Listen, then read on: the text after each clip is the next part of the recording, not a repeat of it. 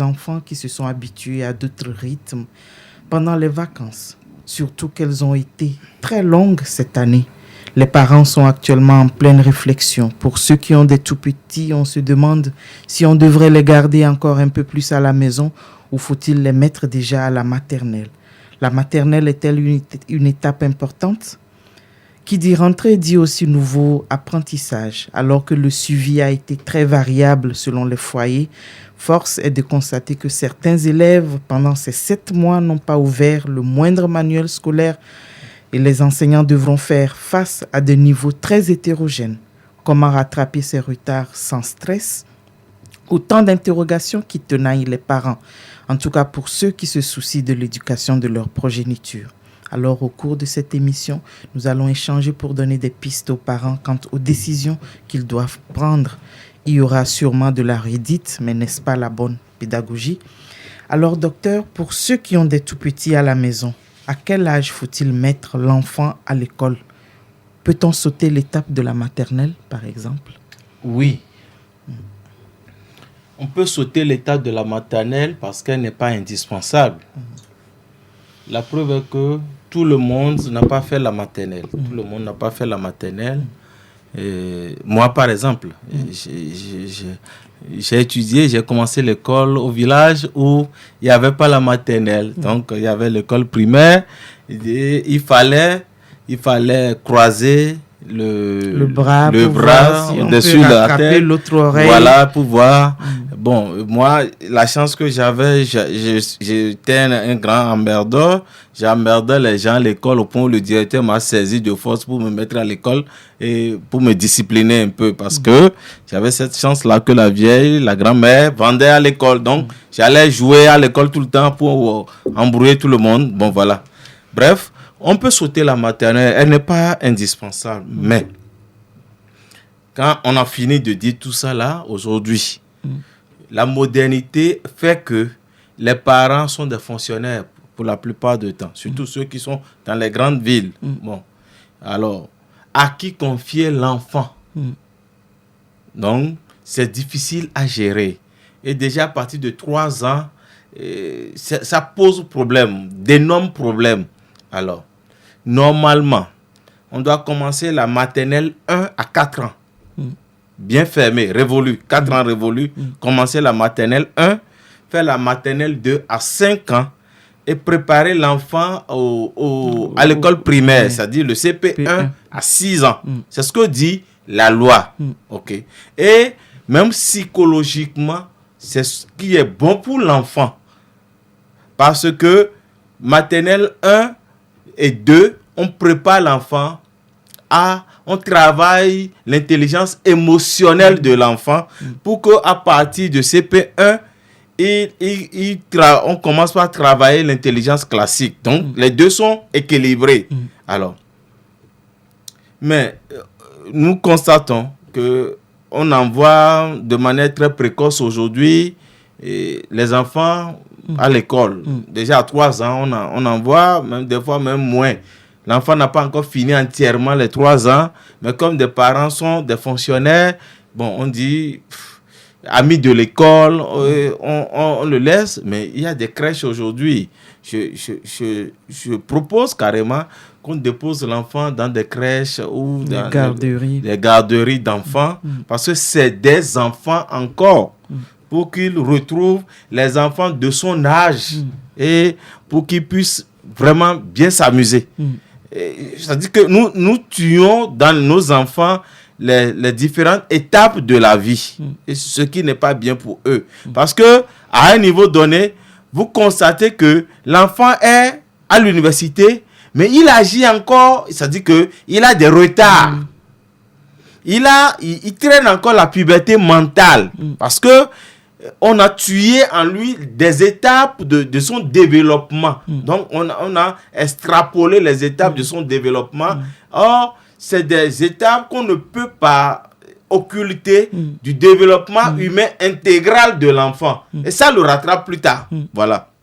Et moi, je voudrais faire un résumé pour qu'il n'y ait pas amalgame dans la compréhension des uns et des autres, parce que vous l'avez dit, oui, on peut sauter l'étape de la maternelle, mais aujourd'hui, non. Donc, on pourrait comprendre que, par exemple, avant, quand vous donnez votre exemple, il y avait la famille élargie qui faisait que quand l'enfant était à la maison à un certain âge, il y avait quand même une prise en charge qui faisait travailler son mental ou sa psychologie et qui le préparait à l'école. Mais aujourd'hui, tel que nous vivons. Nous sommes dans la famille classique. Voilà, classique, où les deux parents travaillent pour la plupart. Et donc, souvent, on a parlé de nos tatas ou de nos dadavis que nous avons à la maison qui nous aident. C'est elle qui, peut-être, n'est jamais allée à l'école, à qui on laisse l'enfant. Donc, il faut trouver peser le pour et le contre. Est-ce qu'il vaut mieux pour l'enfant de commencer, par exemple, maternelle 1? Parce qu'il y a des parents qui disent, par exemple, que ce n'est pas nécessaire pour leur enfant de passer par la maternelle 1 ou 2 et qu'il peut commencer immédiatement le CP1. Oui, vous savez, ça me rappelle une histoire en France. Et l'enseignant de l'école primaire, étant donné qu'il est cadre et que sa femme aussi est un intellectuel, alors, pour aller au marché, pour aller faire les emplettes, la maman passait à l'école déposer l'enfant chez son papa et au retour, elle passait récupérer. Or, le monsieur ne savait pas que son enfant suivait tout ce qu'il faisait. Un jour, il a écrit au tableau que maman a tapé son enfant. Et dès que l'enfant est venu, on l'a installé, il a dit, papa, maman ne m'a pas tapé.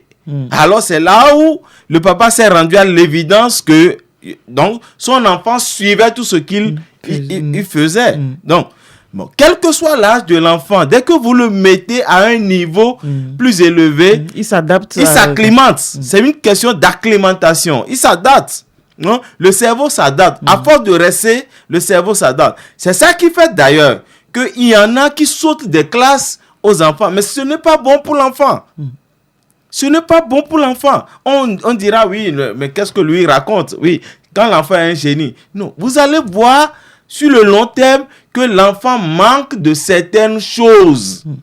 Dans son processus de développement, l'enfant manque de certaines choses. Sa réaction, il a un niveau très avancé, mais il a toujours une réaction d'enfant. Il a toujours une réaction d'enfant.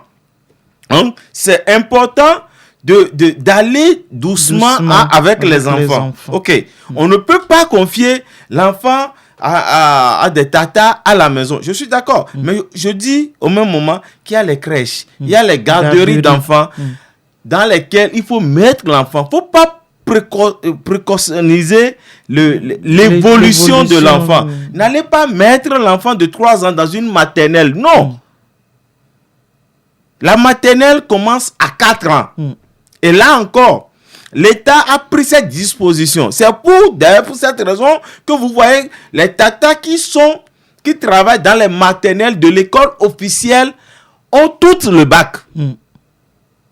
Plus formation professionnelle. Ça veut dire quoi?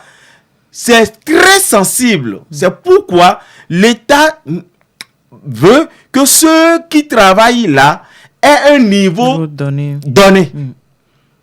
C'est à dessein que je conseillerais même les parents de mettre leurs enfants dans les maternelles d'école officielle. Et c'est quand les enfants auraient fini la maternelle, après qu'on puisse les mettre dans les écoles publiques. Parce que le personnel qui travaille dans les maternelles, dans l'école officielle, est beaucoup plus qualifié que le personnel qui travaille dans la maternelle des écoles privées. Voilà.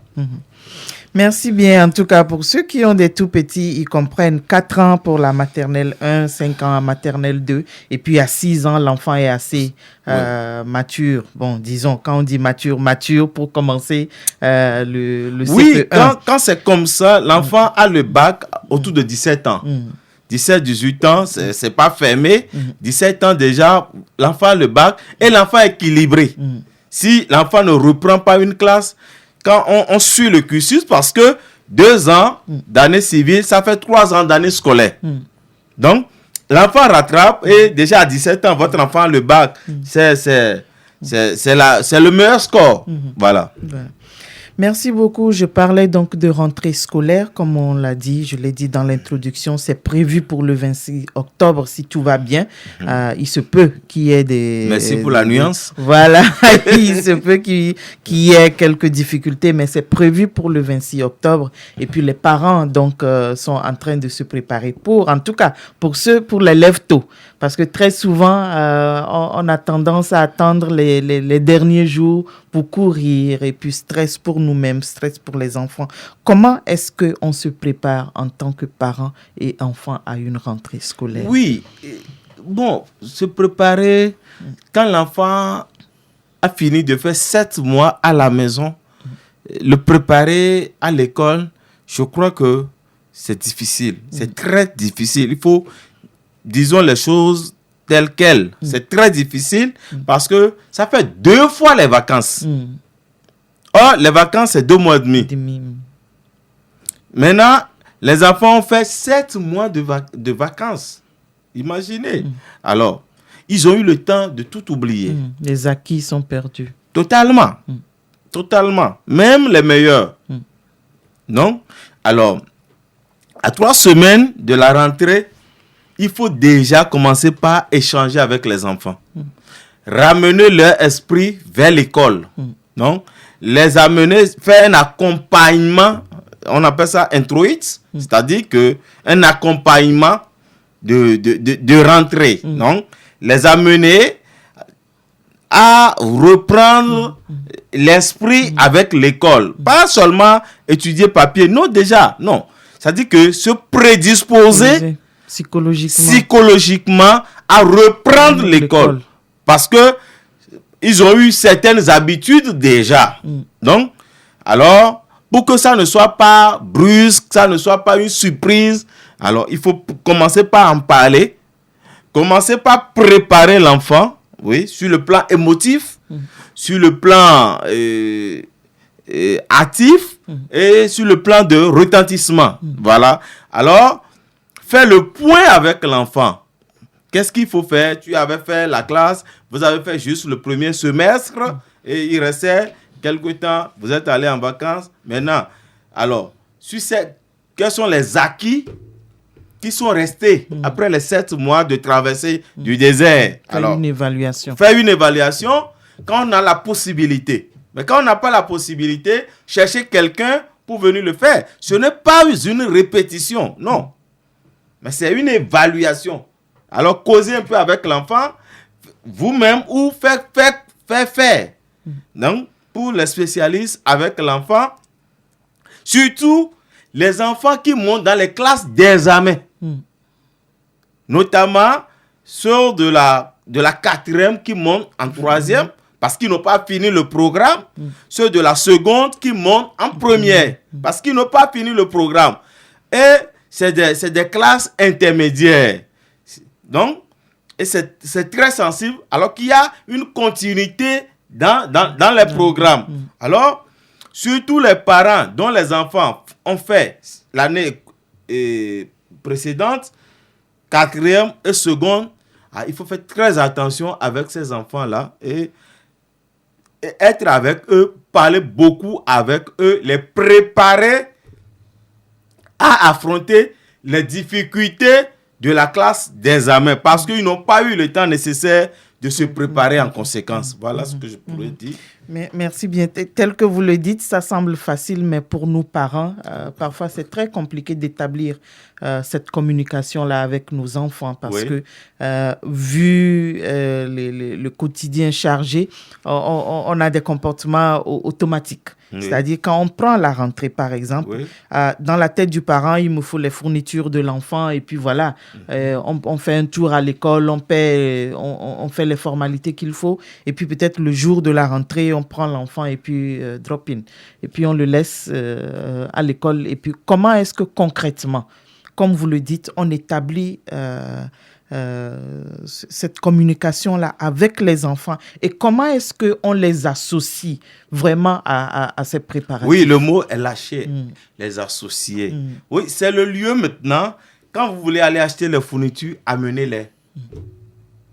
Amenez-les avec vous. Je sais que les parents, vous quittez le service. On profite, on profite pour faire demandez à l'enfant de venir vous trouver au service. Il y en a qui sont peut-être tout petits. Quand c'est au collège, oui, de venir vous trouver et amenez-le. Ou si c'est encore les bouts de chou, donc vous finissez d'acheter, vous venez à la maison, déballez devant lui.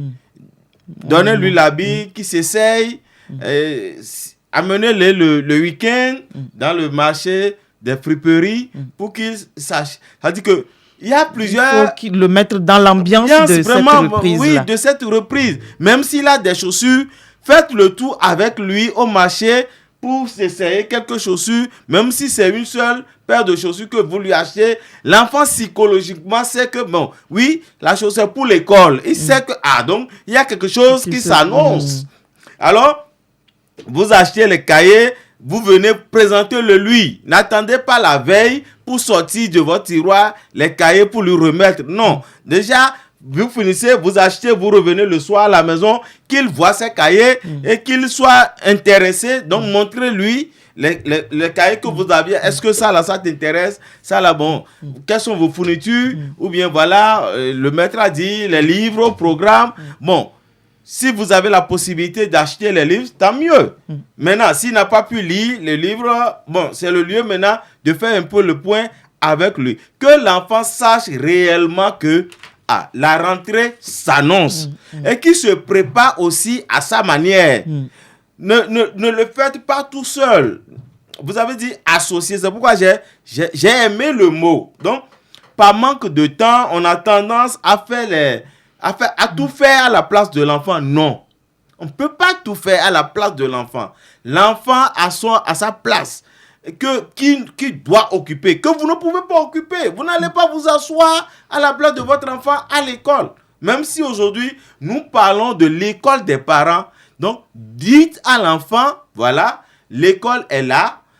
Il y en a, depuis les 7 mois, ils ont totalement oublié l'école. De leur tête, il n'y a plus l'école. Ils ont totalement oublié. Ramenez-les à l'école. Dites-leur, il reste 3 semaines. Aujourd'hui, c'est quelle date? C'est le 1er octobre. La rentrée, c'est quand? Même si vous savez, demandez à l'enfant, c'est quand la rentrée? Il va vous dire, maman, je ne sais pas. Tu veux aller à l'école et tu ne connais même pas la date de la rentrée?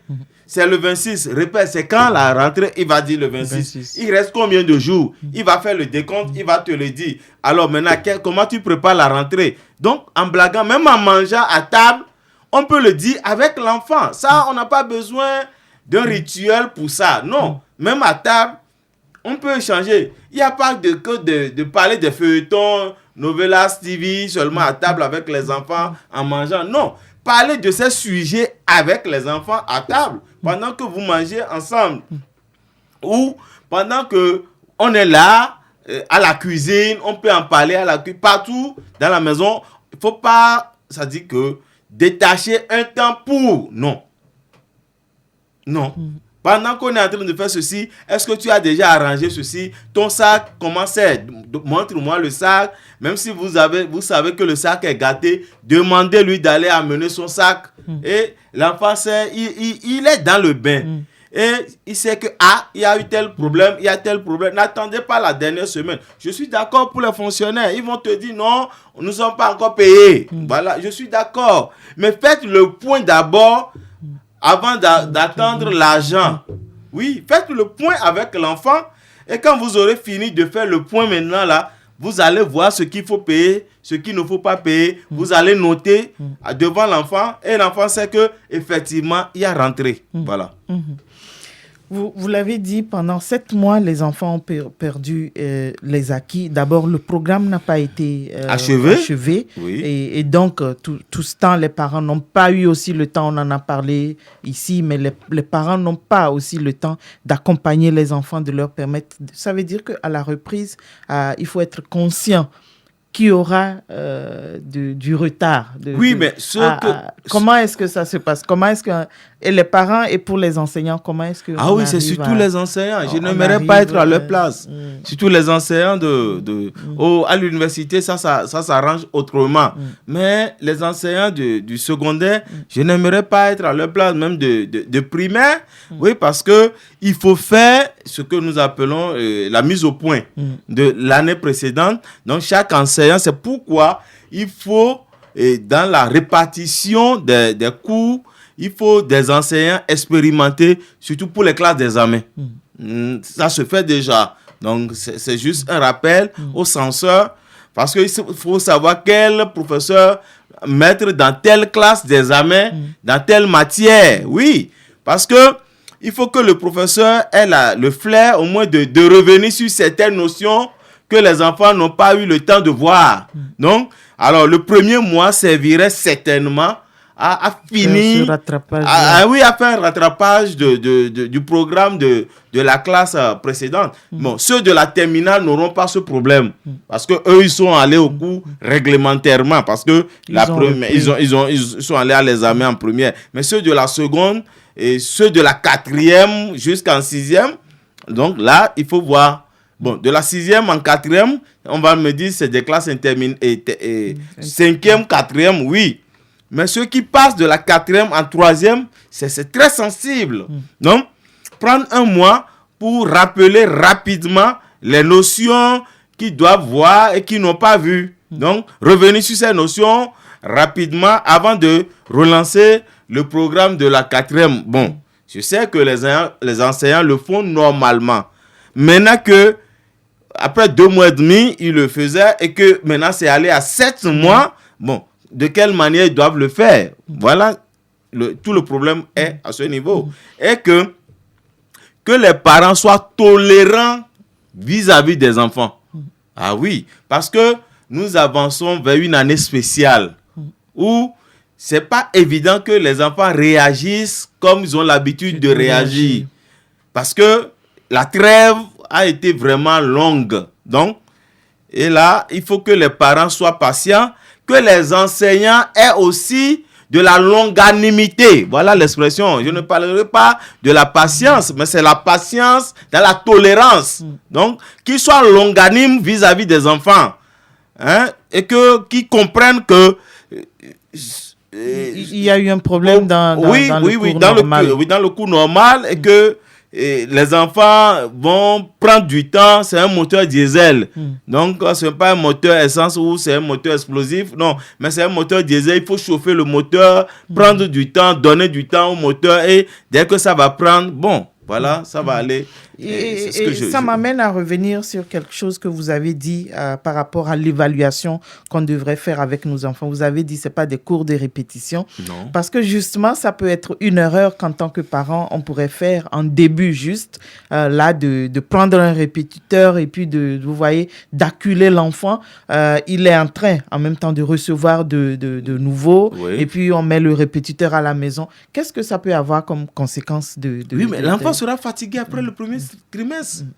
Il sera surchargé. Mais il va quitter moins infini pour plus infini. Et là, il aura un problème d'adaptabilité. Non. Il faut aller doucement avec les enfants. C'est ce que je dis. Même en classe d'examen, aller doucement avec les enfants. Vous voyez que quand bien même les dispositions ont été prises pour accompagner les enfants dans les classes d'examen, il y a eu beaucoup d'échecs. Il y a eu beaucoup d'échecs. On ne sait pas ce que le bac 2 va donner, mais au BPC comme au probatoire, il y a eu beaucoup d'échecs. Donc, il faut être tolérant vis-à-vis des enfants, que ce soit à la maison ou que ce soit à l'école. Donc, comprenez que le premier trimestre va servir carrément à une mise à jour, comme on le dit en langage informatique. Donc, faire la mise à jour avec les enfants, leur donner le goût des études encore. Donc, pendant 3 mois, faire ce travail avec eux pour qu'ils retrouvent ce climat, cette atmosphère des études et à partir de encore que c'est vrai que le premier trimestre, cette année, non. Habituellement, c'est le plus long trimestre de l'année, mais ça serait le plus court trimestre. Voilà. Donc, il y a plusieurs paramètres qu'il faut considérer. Bon, parce que après 1 mois et demi, voilà les premiers examens qui s'annoncent déjà. Ils sont restés à la maison 7 mois. Ils feront 1 mois et demi parce qu'ils reprendront le 26. C'est pas évident que le 26, déjà, ils aient cours. Bon, c'est vrai, dans les écoles privées, d'accord, oui, si les dispositions sont prises. Mais dans les écoles officielles, c'est pas évident parce que nous-mêmes, on a fait école, on sait qu'il faut 1 semaine, les professeurs, arranger l'école, les emplois du temps, tout et tout. Donc, ça veut dire quoi? Les écoles, les cours commenceront effectivement la première semaine de novembre. Et déjà, au troisième semaine à la 3e semaine du mois de décembre, c'est les premiers examens. Donc ça veut dire c'est pratiquement 1 mois de cours. Alors, il va falloir que les enseignants tiennent compte de ça, alors ils viennent de la longue marche. Et il faut les prendre vraiment avec assez de délicatesse, il faut de la rigueur, mais comme je dirais, sévérité dans la détente. Voilà. Merci bien. Nous sommes sur Radio Fata, la voix du presbytérien, dans l'émission Métanoïa. Nous parlons des préparatifs pour la prochaine rentrée scolaire. Pour ceux qui désireraient participer à l'émission 22 20 27 94 ou le 92 86 16 52. Nous allons prendre une petite pause musicale et puis nous vous retrouverons tout juste après.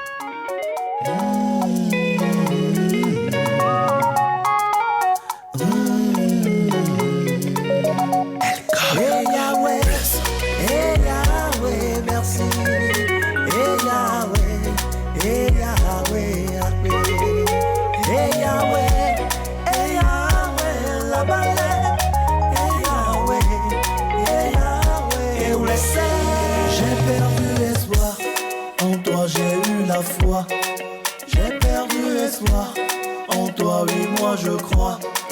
Quand je me rappelle de mes péripéties, à toi seul Seigneur, je ne peux que dire merci. Ne moulez donc, fiquez namuso.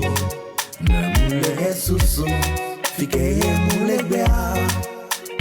N'attepe wotona, ma wotwa mukeke. Demona tofike momuleo Natepe wotona Awotwa mukeke Demona tofike momuleo Edito go vibe beat Eya ye welo ewe ewe Eya ye welo ewe ewe Nyama uye welo ewe ewe Yehowa ye welo ewe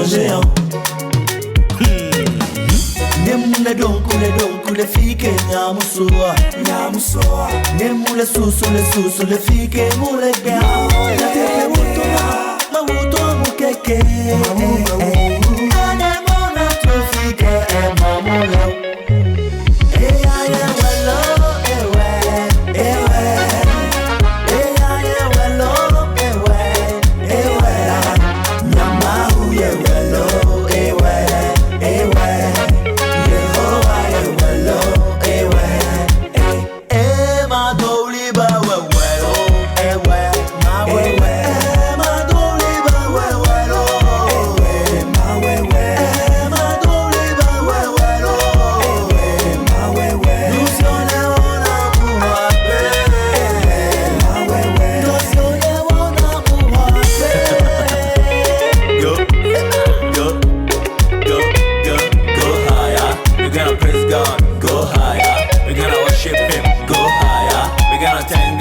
Go higher, go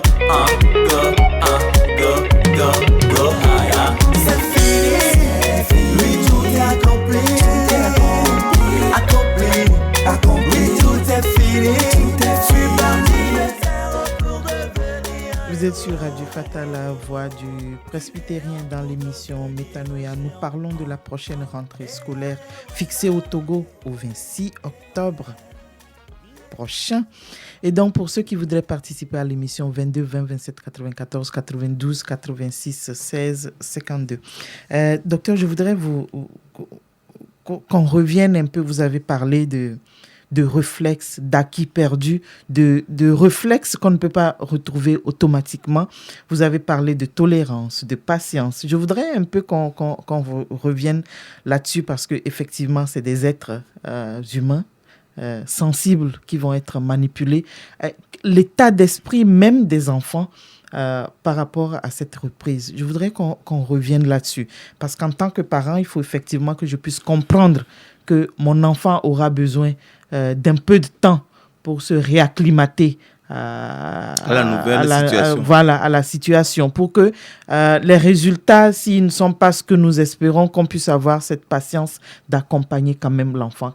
Notre attitude, notre comportement, notre état d'esprit par rapport à ces enfants. Oui, en tant que parent, l'état d'esprit doit être fixé sur le leadership situationnel.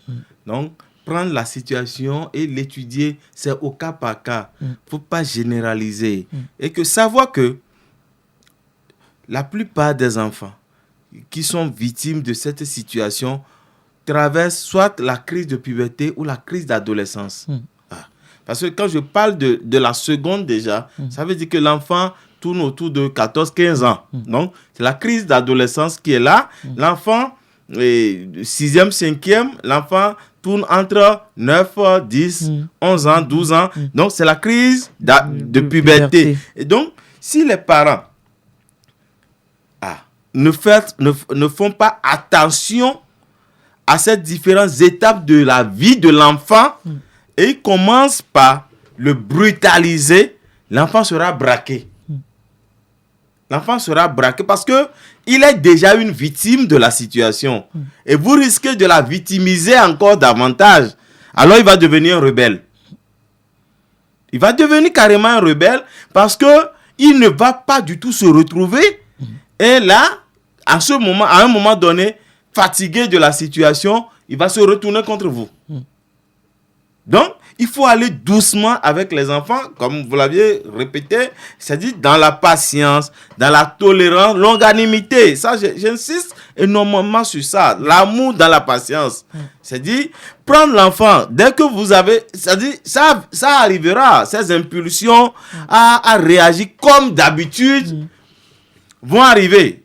Pour les parents, parce que l'enfant n'a pas l'habitude de réagir comme ça, et dès que vous allez voir, vous allez oublier totalement que l'enfant vient de traverser quelque chose, vous allez vouloir réagir comme vous avez l'habitude de le faire. Rappelez-vous en arrière-fond que, attention, non, à situation exceptionnelle, mesure exceptionnelle. Voilà.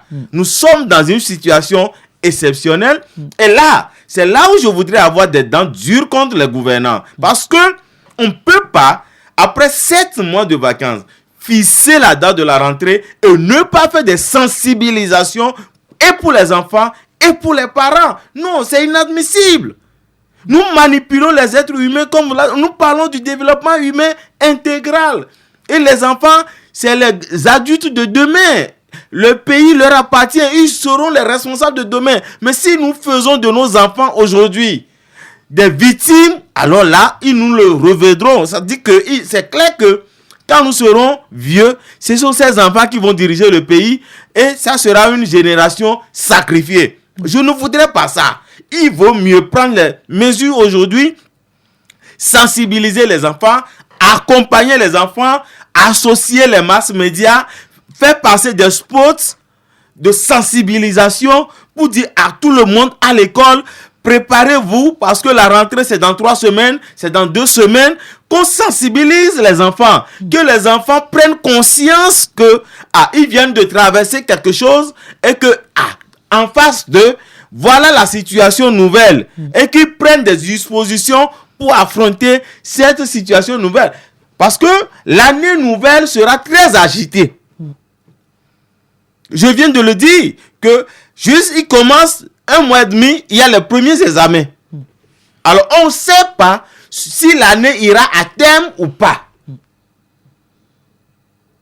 Parce que on nous annonce un peu partout que bon, oui, il y a le regain encore de la pandémie, tout et tout. Alors, donc, on doit faire des communiqués.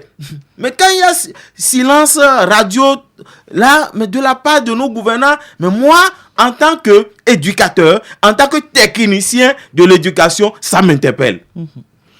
Et justement, par rapport au réflexe, vous l'avez dit, 7 mois de vacances, on a perdu des habitudes. Oui.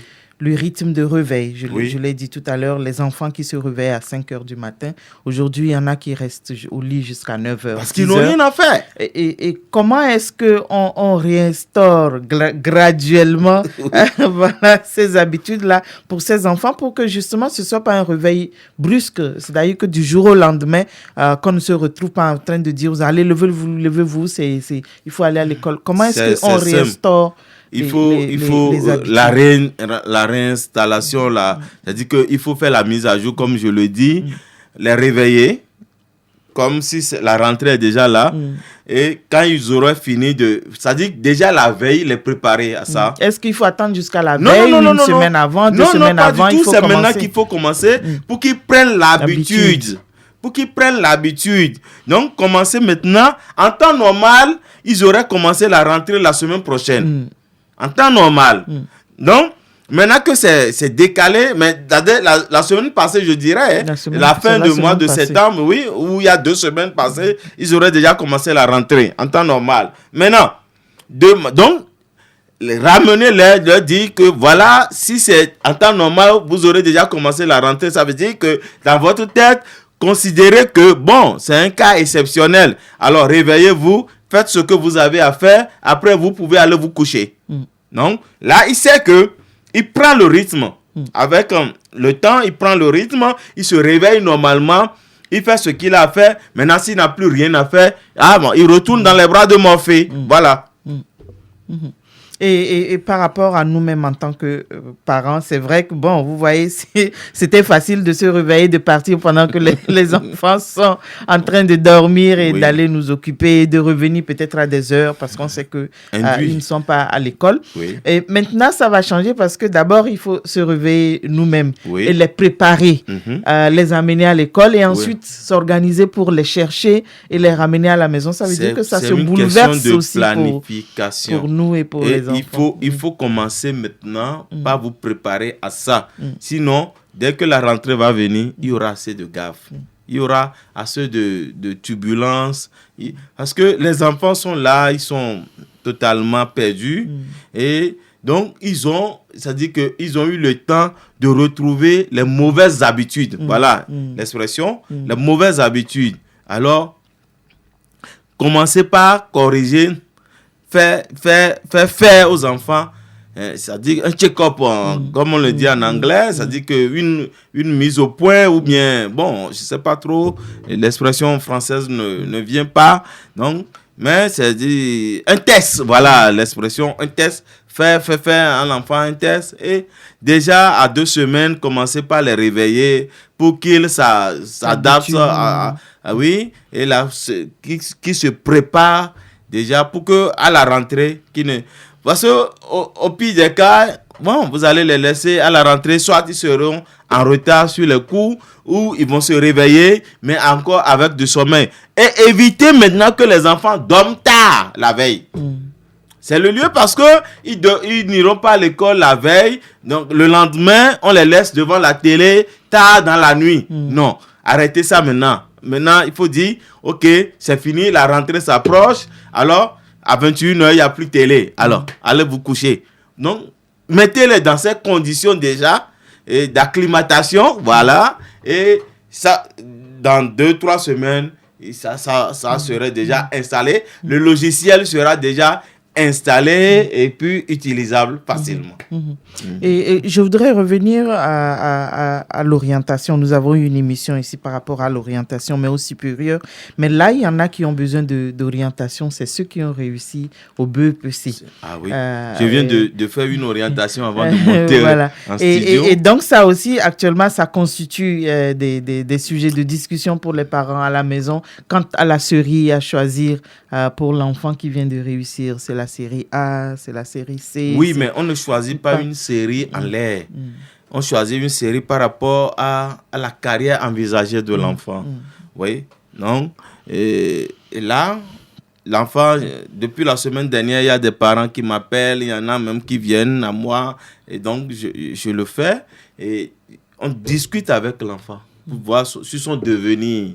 Et l'enfant vous dit, alors par rapport à sa carrière envisagée, vous lui proposez les séries qui peuvent l'accompagner. Voilà. Et, moi, je veux devenir professeur de sciences à l'université. Ah, c'est la série C. Alors, mais quand l'enfant dit ça, c'est pas une évidence que l'enfant demain va devenir effectivement professeur de sciences à l'université. Mais, vous voyez les bulletins. De la 6e jusqu'en 3e, c'est le BPC. Est-ce qu'il y a une suite logique dans les notes? Dans les notes, oui, dans ces différentes matières. Okay. Parce que quand quelqu'un dit, un enfant qui vient d'avoir le BPC vous dit, je vais faire la C, il ne suffit pas de voir ses notes en maths et en physique pour l'envoyer à C. Non, en C, non. Il faut voir si l'enfant travaille bien dans les matières littéraires. Parce que la mathématique, c'est les sciences exactes. La physique, chimie aussi. Mais le jour où l'enfant se réveille mal, il faut que les matières littéraires puissent l'aider à combler le vide. Voilà. Donc, l'orienter par rapport à ça. Maintenant, prévoit déjà pour l'enfant au cas où ce qu'il aimerait faire, il n'arrive pas. Voilà les autres débouchés. Un enfant qui fait la série C, par exemple. Alors, moi, je dis, tu fais la série C, tu as un bac C, tu peux faire l'informatique, tu peux faire les statistiques, tu peux faire physique, chimie, tu peux faire maths, physique. Voilà, il y a plein d'opportunités. Tu peux même faire les sciences économiques. Voilà.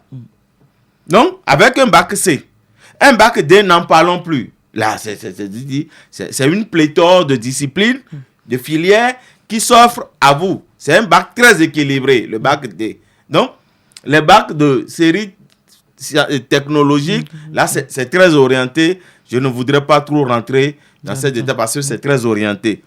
Mais, alors discutez avec l'enfant à fond et voyez les bulletins de l'enfant, pas seulement en 3e. Ne vous appuyez pas seulement sur le relevé parce que l'enfant peut ne pas avoir la moyenne de classe et avoir une bonne mention au BPC. C'est déjà arrivé à mon niveau. Et donc, de discussion en discussion, l'enfant peut vous dire, je veux faire telle série. Mais pourquoi il veut faire? Parce qu'il a entendu parler, mais il ne connaît pas le contenu. C'est à vous, parents, si vous avez une bonne connaissance, mais si vous n'en avez pas, orientez l'enfant vers le spécialiste pour qu'on puisse lui poser les bonnes questions, à avoir les bonnes réponses et mieux l'orienter. Voilà. Parce que, comme vous dites, parfois le choix même de carrière de l'enfant peut être aléatoire. Genre, bon, peut-être parce qu'il l'a vu à la télé, dans un film ou dans un dessin animé pour les tout petits, ou alors parce que son camarade ou son ami a dit, je veux faire tel, alors oui, c'est une vue de l'esprit. Maintenant, il faut lui expliquer. Il faut expliquer à l'enfant, qu'est-ce que tu sais de ça? Ce que tu as choisi là. Pourquoi tu l'as choisi? Qu'est-ce que ça veut dire? Alors, n'anticipez pas. Il vous explique à sa manière. Et là, si c'est vraiment, vous comprenez. Mais s'il ne sait pas, vous lui apportez d'abord des informations par rapport à son choix. Faut pas dire non, tu ne connais pas, donc tu ne feras pas. Non. Il a parlé de ça. Apportez-lui des informations. Je veux faire la C parce que je veux devenir professeur de sciences. C'est un exemple. C'est ce que j'ai fait tout à l'heure avant même de monter. C'est pourquoi je prends cet exemple-là. Alors, un professeur de mathématiques d'université, c'est clair. Le choix est très clair. Ça veut dire quoi?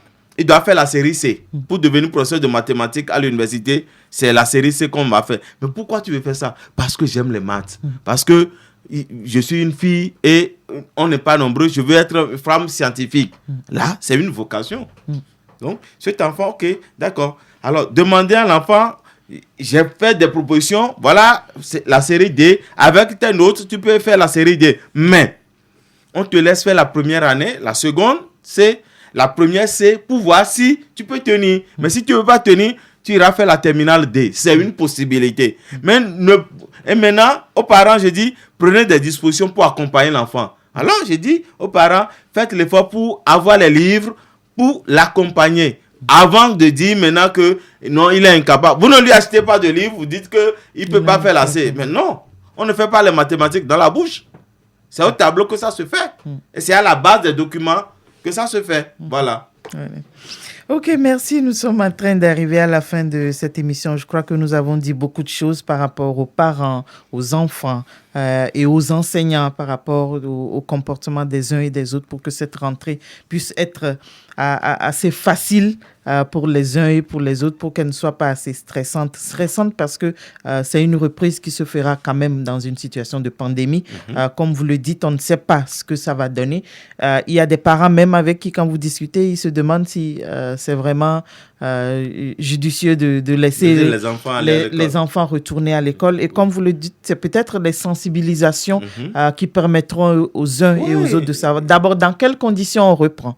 Est-ce que les enfants reprennent avec les masques obligatoires ou pas? Et là, qu'est-ce qu'il faut donner comme consigne aux enfants le matin quand ils vont à l'école?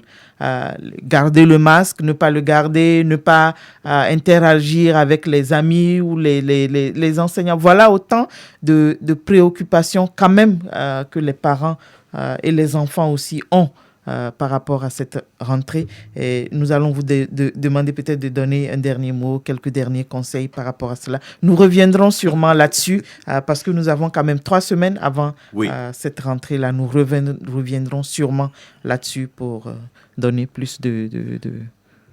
Oui, et ce que moi je veux dire, c'est nous attendons la nomination du nouveau ministre de l'éducation, pour voir les enseignements primaires et secondaires, pour voir un peu ce que ça va donner. Et là, attendons. Donc, mais au niveau des parents, je voudrais qu'il y ait vraiment de la tolérance, de la patience vis-à-vis des enfants et beaucoup de communication, Écoutez beaucoup les enfants, posez-leur des questions et faites-leur parler. Faites parler vos enfants, qu'ils vous disent ce qu'ils ont dans le cœur. Même si c'est dans leurs mots, dans leur vocabulaire, leur langage. Oui, donc ça dit que c'est des balbutiements. Écoutez-les. Ça dit ne décidez pas à leur place. Ayez de la patience pour les écouter jusqu'à la fin. Parce que les parents, dès que l'enfant commence, on le smash déjà. Il est smashé là en haut. Et puis, bon, l'enfant est désarçé, quoi. Voilà. Il est désorienté totalement parce que il dit non, bon, ça va. Et on pousse même plus loin. Et là, on le traite de stupide d'ailleurs parce il perd ses mots et là, on commence. Non, parce que vous l'effrayez. Non, laissez les enfants s'exprimer. Écoutez-les et amenez-les à vous poser correctement leurs problèmes. Et accompagnez-les maintenant à votre tour. Expliquez-leur ce qu'ils disent. Parce que peut-être que l'enfant ne maîtrise pas ce qu'il dit. Non? Récupérez ça, expliquez-le lui. Et demandez-lui à la fin, est-ce que vraiment c'est ça là que tu veux dire? Et donc, il va dire oui, c'est ça. Non, ce n'est pas ça. Donc, c'est là où lui-même va tirer la conclusion qu'il s'est trompé sur son choix. Et maintenant, à votre tour de lui faire des propositions, plusieurs propositions, ne lui imposez pas vos choix. Je voudrais devenir médecin, je suis devenu enseignant, donc mon enfant, au moins un de mes enfants doit devenir médecin. C'est une transposition qu'il ne faut jamais faire. Laissez les enfants, s'il doit devenir médecin, il deviendra médecin. Point. Donc, c'est pas la peine de faire la transposition de vos ambitions sur vos enfants. C'est des êtres humains. C'est des êtres humains. Vous risquez de détruire l'avenir de votre enfant en le faisant. Voilà. Ok. Merci en tout cas d'avoir été avec nous, associer les enfants, être patient, et je crois que c'est les mots principaux que nous allons retenir pour cette émission. Beaucoup de patience et dans ce processus-là, et surtout associer les enfants et déjà commencer à les mettre dans l'ambiance de cette reprise-là pour que ce ne soit pas trop brusque. C'est de cela que nous avons parlé. Merci encore une fois d'avoir été avec nous. Merci à tous nos auditeurs pour leur fidélité. Ainsi prend fin Métanoïa de ce jour. Nous allons vous retrouver la prochaine fois avec un autre thème. Moi, je m'appelle Josiane et David a assuré la manipulation technique. Au revoir et à très bientôt.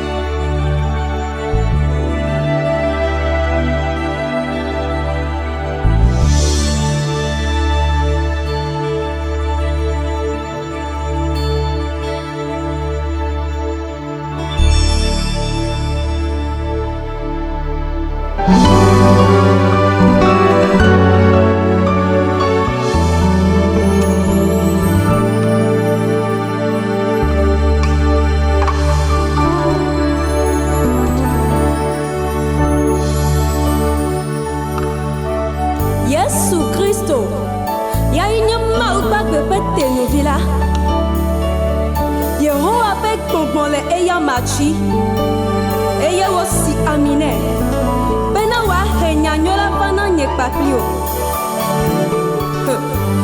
etu edabe wa takpele amesi okaton pe jibalanu eye wa fa kona koni fala okatan no vinye cho apene eke ma woji ajere